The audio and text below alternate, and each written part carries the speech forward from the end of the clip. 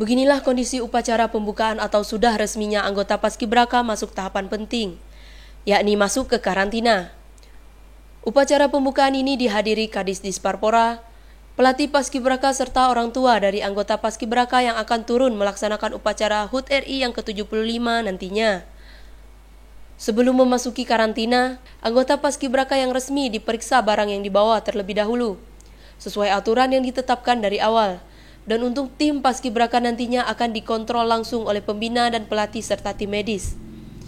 Diharapkan bagi anggota Paskibraka nantinya bisa mengikuti setiap rangkaian kegiatan dengan ikhlas, guna supaya nantinya upacara pengibaran dapat berlangsung dengan lancar serta tidak ada kendala.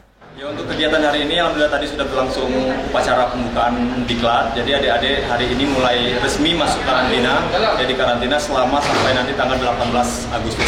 Jadi hari ini kita akan memeriksa barang-barang yang mereka bawa. Yang tidak perlu dibawa nanti akan kita bakar atau kita buang langsung. Karena ketentuan untuk barang-barang sudah ditentukan dan juga adik-adik ini nanti akan dilengkapi dengan seluruh alat pelindung diri yang mengacu ke Mensesnek kemarin harus ke protokol kesehatan.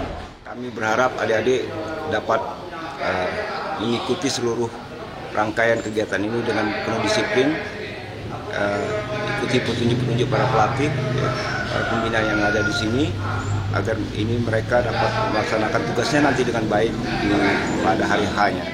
Setelah usainya HUT Kemri ke-75, untuk tahun ini reward jalan-jalan keluar kota bagi Paskibraka tidak ada. Akan tetapi diusahakan reward nantinya berupa barang yang dapat berguna bagi anggota Paskibraka tersebut.